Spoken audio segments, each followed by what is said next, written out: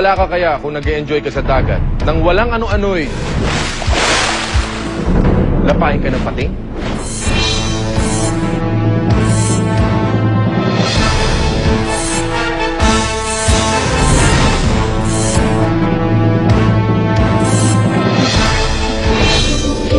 Makaahon pa kaya ang isang batang nahulog sa malalim na balon na walang magkasyang rescuer?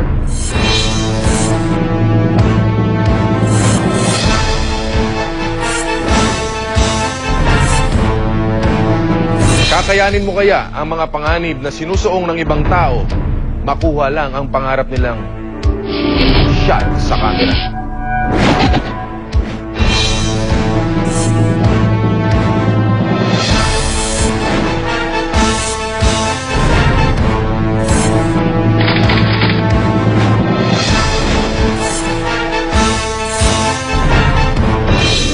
Alam mo ba kung ano ang paboritong pagkain ng ilan sa mga kinagigiliwan mong hayop?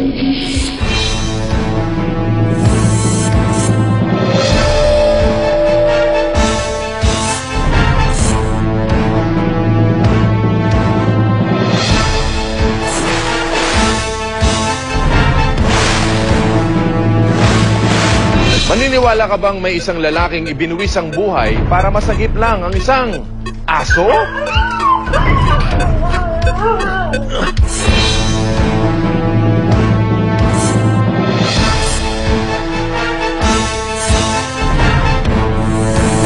Mabangis, malupit, may init na kwentong masasaksiyan nyo ngayong gabi dito sa Cops Amazing Story. Gaya ng nakagawian natin every week, 5 kwento ulit ang bibilangin natin, patindi ng patindi, hanggang makarating sa ating Top Amazing Story for the week. Countdown na tayo. Ito na ang ating Amazing Story number 5. Kagat sa dagat. Ang mapapanood nyo ay tunay na kakaiba. Bakit? Malalaman nyo sa ilang sandali. Kaya't talasan ang inyong mga mata sa pagkilatis ng Nahon Reef, South Africa na kilalang Surfer's Paradise. Ang paraisong ito ay magiging impyerno para sa isang surfer, Shannon Einstein.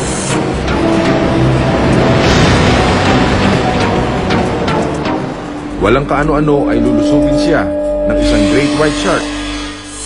Tiempo namang makukunan ng isang turista ang eksena. Alam ni Shannon ang panganib sa dagat. 1/3 ng shark attacks sa tao sa buong mundo ay laban sa surfers.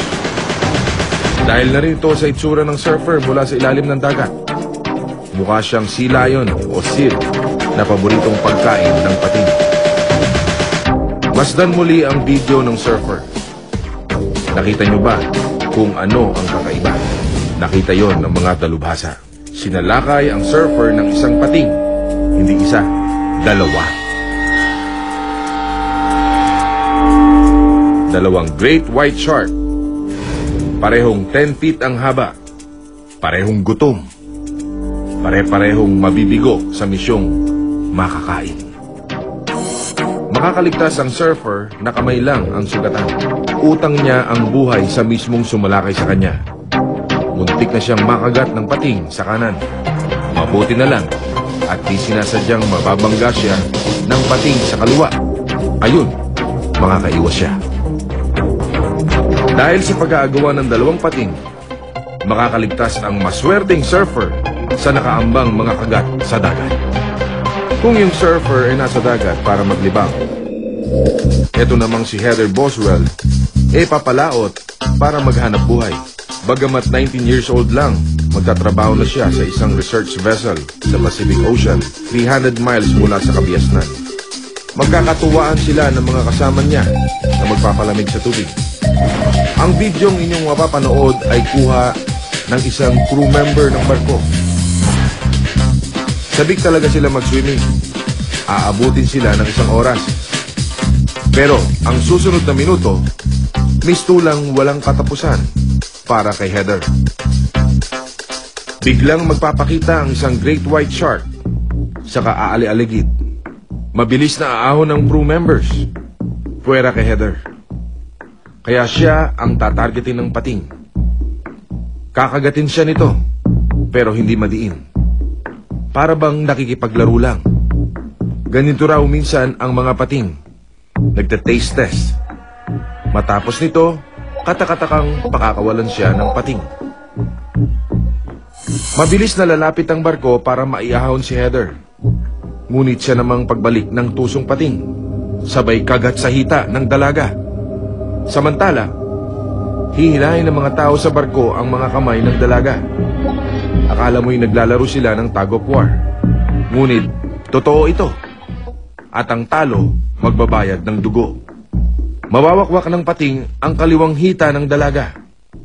Masasyak si Heather at unti-unting mauubusan ng dugo. 300 miles ang pinakamalapit na ospital.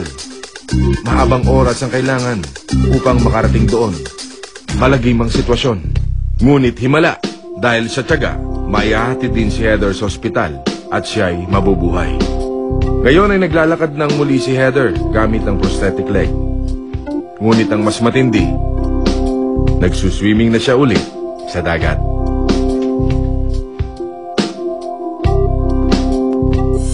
Kaya kayong mga nag-enjoy sa dagat, alerto kayo sa mga pating na killjoy.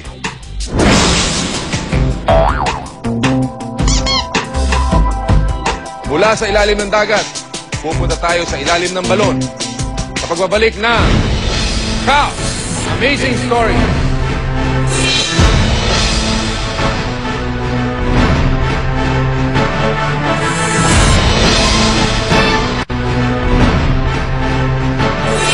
Paano kung mahulog ang baby mo sa balon? Balong malalim na, sobrang init pa. Kaya ang mga rescuer, hindi magkasya. Ito ang Amazing Story number 4. Anghel sa Impyerno. Bihirang mapabilang sa balita ang munting bayan ng Pipera sa Romania. Pero sa araw na ito, buong bansa ang nakatutok sa kanya.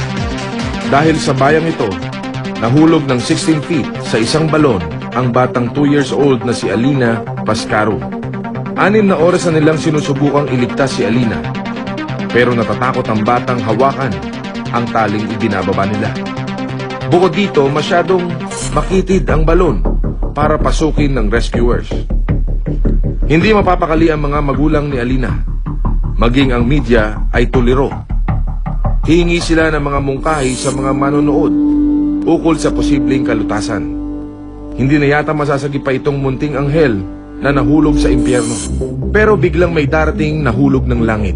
Isang patpating teenager, si Juana Fornica, ay magpipresentang pumasok sa balon.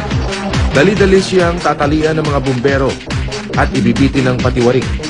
Pababa sa madilim na balon, 16 feet ang lalim. Masagip kaya ng bistulang anghel na ito ang batang anghel na nahulog sa balon? Tatahimik ang lahat. Pilit na pakikinggan ang ulat ng teenager. Biglang sisigaw siya. Magpapahila pataas. Akala ng madla, hawak na niya ang paslit. Ngunit hindi pala. Hindi niya raw mahatak ang bata.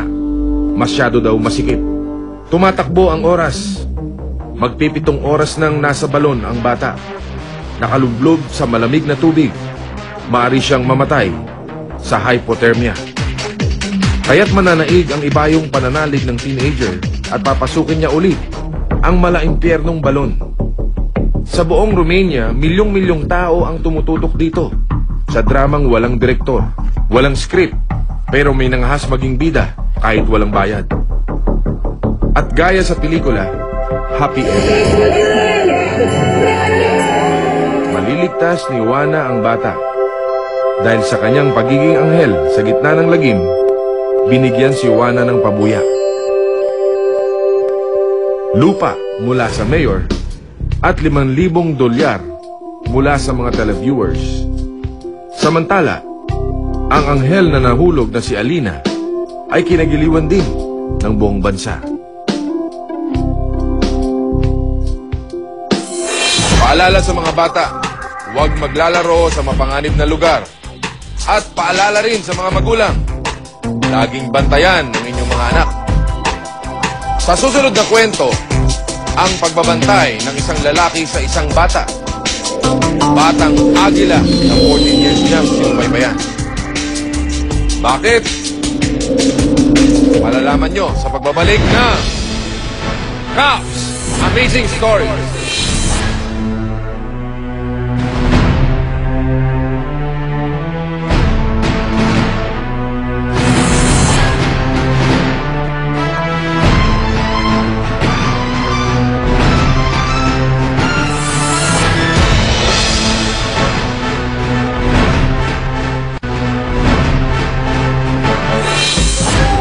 Ang pagiging cameraman ay isang delikado at mahirap na gawain. Depende sa kung ano ang gusto niyang kunan sa kamera. Ang iba sa kanila, di alintana, ang hirap, pagod at panganib. Makuha lang ang gusto nilang shot. Yan ang kwentong kuhang-kuha natin sa Amazing Story number 3. Light, camera, vision! May mga cameramen ang matyagang naghihintay ng mga ilang araw bago mahuli ang gusto nilang makunan sa kamera. Meron namang inaabot ng linggo, buwan at taon. Pero ang cameraman ay pakikilala ko sa inyo ay nagtyaga ng 14 na taon bago matagumpay na makunan ang pinapangarap niya. 1975 sa Rainforest sa Guyana, gumawa si Neil Rettig ng kubo para madokumentuhan ang buhay ng napakadalang na makitang Harpy Eagle. Ang mga kuko ng harpies ay sinlaki ng kuko ng grizzly bears at ang bilis nito ay umaabot ng 50 miles per hour. Isa ito sa mga pinakamalakas na agila sa buong mundo. At sa pagsisilip ni Neil ay matinding sinusuri niya ito. Pero makalipas ang isang buwan, ang makikita ni Neil ay mas maliit na agila. Ito ang kauna-unahang kuha ng bagong pisang harpy chick sa kagubatan. Tuwang-tuwa sa natuklasan, nais kunan ni Neil ang mga magaganap sa buhay ng ibon habang sinusubaybayan niya ito. Pero hindi sasang-ayon sa kanya ang kagubatan. Mapipilitang umuwi si Neil dahil sa impeksyon na dulot ng mga insekto. 14 na taon ang lilipas. Babalik si Neil sa rainforest. Susundan niya ang matinis na huni ng Harpy Eagle. At magugulat ng malamang namumugad ito ilang milya lang sa dating lugar niya. Pero hindi lang ito ang sorpresa para kay Neil. Sa pugad ay may isang harpy chick. Maaring isa sa mga matatandang Harpy Eagle ay ang sisiw na nakita niya noong 1975. Natagpuan ni Neil ang hinahanap niya. Pero masyadong bata pa ang sisiw para makalipad. At para hintayin ito, kailangang tumira si Neil dito sa kubo sa itaas ng puno sa loob ng 6 na buwan. Habang tumatanda ang sisiw, lalong tumitindi ang pag-aabang ni Neil. Isa lang itong pagsubok. Sa paglipas ng panahon, ang sisiw ay unting-unting mabubuhay ng mag-isa. At isang araw, magbubunga ang matinding pagtataga ni Neil. Isang kagilagilalas na eksena ang nakunan sa kamera na umabot ng 14 na taon na pagtataga. Tama nga ang kasabihang, pag may tiyaga, may nilaga. Hindi lang itlog ha, agila pa. Ang mga hayop na matyagang nangahunting ng hapunan nila. Masasagupan natin sa pagbabalik ng Cops Amazing Story.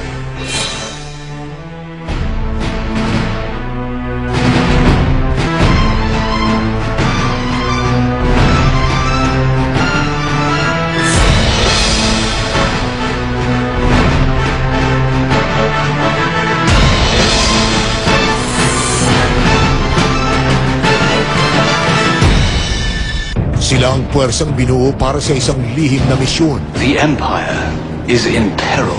It appears the war has arrived. We need you to lead a team of unique men. At ang labang kanilang haharapin ay higit pa sa isang madugong digmaan. These men are mine! We're too late. Good work, all of you. Sean Connery, Extraordinary. The League of Extraordinary Gentlemen. Ngayong linggo sa SNBO. Extraordinary gentlemen indeed. You're enjoying Cap's Amazing Stories with Clear Anti-Dandruff Shampoo and Sprite. Sa paghahanap ng pagkain, kailangang handang makipaglaban ng mga hayop. Kasi kung mahina sila, sila ang magiging hapunan. Ang Amazing Story number 2, busog sa diskarte. Dito sa Belize, mabilis dumiskarte ang mga paniki. Hilig nilang pakinggan ang konsyerto ng mga palaka sa gubat tuwing gabi. Sa bawat koka, inaakit ng mga palaka ang isa't isa upang maging kabiyak o mating partner. Iba't ibang klaseng palaka ang nandirito at ang iba sa kanila makamandag. Kaya kung di mag-iingat ang ating paniki, baka kantahan siya ng panglibing. Mabuti na lang magaling dumiskarte itong French Lip Bat. Matalas ang tenga niya, kaya alam niya ang kokak ng palakang mapanganib at ang kokak ng palakang makakain. Kaya sugod, kinig at dakma bago kumain sa kanyang lungga na animoy may nagkokonsyerto. Kung yun ay konsyerto ng kanta, ito naman, konsyerto ng tahol. Sa tahol pa lang, dama na ang bangis ng mga hyena. Alam mo bang kailangan nilang kumain ng halos 3 kilong karne araw-araw? Paano kung tagutom? Dahas. Yun ang sitwasyon dito sa Ngorongoro Crater, Tanzania. Tuwing gabi, akala mo nagpapaligsahan ng mga hyena sa paghahanap ng makakain. Yun nga lang hindi ito contest ng noontime show. Totohanan ito. May premyo sa hyena. At ang talo, walang maiuwing consolation prize. Ang totoo niyan hindi na siya makakauwi. Pihikan pala itong mga hyena. Ang gusto nilang pagkain, sariwa. At wala nang sariwa pa kaysa sa buhay na hayop. Gaya nitong mag-inang rhinoceros na papalibutan nila. Pero hindi mami ang target nila, kundi si Junior. Kaya susugurin nila ang batang rhinoceros. Susunggaban nila ito sa lahat ng anggulo. Planado, di ba? Kaya nga may mga scientists na naniniwalang ang mga hyena ay kasing talino ng mga unggoy at tao. Pipilitin ng nanay na ipagtanggol ang anak niya. Kaya lang, lamang ang mga hyena sa kanya. Dahil sila lang ang mayroong night vision. Matalas ang mga mata nila kahit gabi, kaya tuloy ang paglusob. Hanggang makakapit na ang pangil ng isang hyena sa batang rhino. Handa nang magsaya ang mga hyena at iparinig ang kanilang trademark na tawa nang biglang eksena ang isang leon. Wala siyang takot na susugod dahil nakaamoy ng dugo. Pero mapagtiro ang tadhana. Hindi pala yung batang rhino ang naaamoy ng leon, kundi ang bangkay ng ibang hayop sa di kalayuan. Swerte ng rhino. Dahil nga doon dadaan ng leon, matatakot ang mga hyena at magtatakbuhan palayo. Ligtas na ang mag-inang rhinoceros. Ang susunod na eksena ay maaring magpabago sa isipan natin sa madalas nating nakakatuwang mga dolphins. Magandang kumilos at idagdag pa ang kaliksiyan sa aking katalinuhan. Mabilis at maingat na makakahanap ng pagkain ang mga dolphins. Sa isang latian sa South Carolina, isang hindi inaasahang pangyayari ang magaganap. Kapag mababaw ang dagat at nagpuputik ang pangpang, tamang-tama ang oras para sa biglaang pagsalakay. Nakahanda na ang mga ibong dagat sa mangyayari. Ito ay sabay-sabay na pag-atake ng mga dolphins sa mga maliliit na isla para mailabas sila sa tubig. Pag-atake ng mga dolphins, makakagawa sila ng malaking alon na maitutulak ang mga isda palabas sa tubig, papunta sa pangpang. At sa paggamit ng matalas na paningin at pakiramdam, kahit wala sa tubig, napakadali na ang pagkain ng mga dolphins sa maliliit na isda. Sa grupo naman ng mga ibon, nakalibre sila ng pagkain galing sa mga natirang isda. Hindi pa rin malaman kung paano nagagawa ng mga dolphins ang sabay-sabay na pagsalakay. Pero napansin na lagi silang umaatake sa kanang bahagi nila.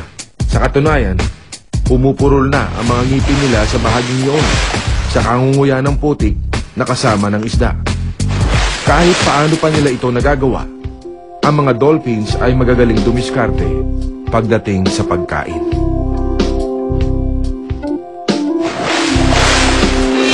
Ano sa tingin nyo? Diskarte ba nila bulok? Pakikilala nyo na ang lalaking hayop din sa diskarte. Sa top story natin for the week, sa pagbabalik na Cops Amazing Story.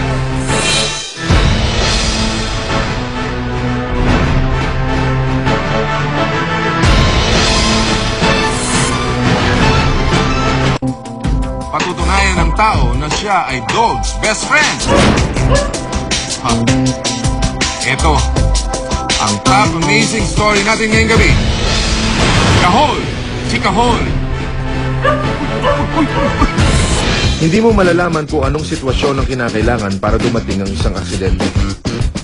Minsan, kinakailangan lang ng isang aso, isang matarik na bangin, at napakadilim na gabi. Sa Flat Rock, Newfoundland, kailangan ni Monica Dominguez ng saklolo. Kaagad-agad. Ang alaga niyang asong si Ella ay nahulog sa bangin at maaring naipit sa mga bato sa ibaba. Ang tanging paraan sa pagsagip sa aso ay ang pagbaba ng 200 feet ng matutulis na bato sa bangin. Sa umaga pa makakarating ang mga bumbero at pulis. Maaring huli na ang lahat pagsikat ng araw. Pataas na ng pataas ang dagat. At kung naipit nga si Ella sa mga batuhan, maaari siyang malunod. Gagawin ni Glenn Evans, ang boyfriend ni Monica, ang hindi inaasahan.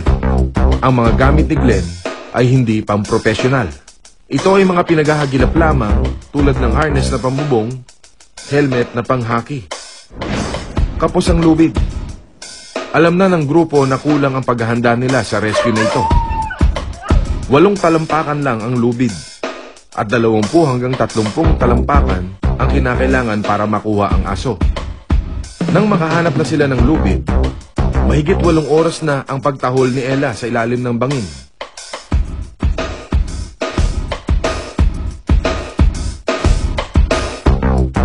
Sa wakas, nakaabot din si Glenn sa kinalalagyan ni Ella. Pero may isa pang problema. Paano sila makakabalik sa itaas? Halos simbigat ni Glenn ang aso at pagod na ang mga taong humihila sa lubid. Matapos ang ilang oras ng hirap, nagbunga ang tiyaga at tapang ni Glenn na iligtas si Kahol mula sa pagkakagahol.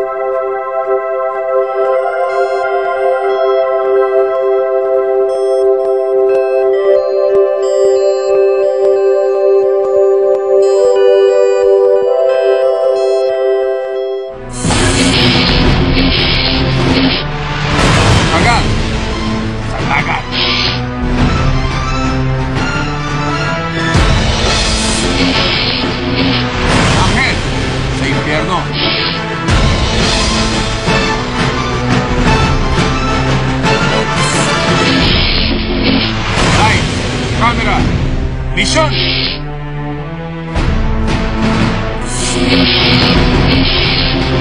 Puso! Diskarte!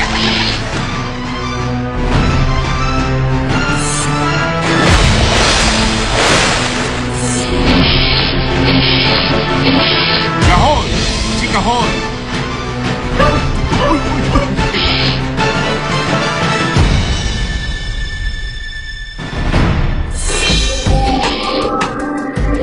Nakita natin na sa oras ng panganib at peligro, bawat segundo ay mahalaga. Kaya ang ating desisyon at pagtugon ay maaring mga hulugan ng kamatayan o kaligtasan ng isang buhay, tao man o hayop. Samahan niyo ulit ako sa susunod na linggo sa mga panibagong kwentong tiyak na kamamangahan nyo. Dito lang sa Cops Amazing Story.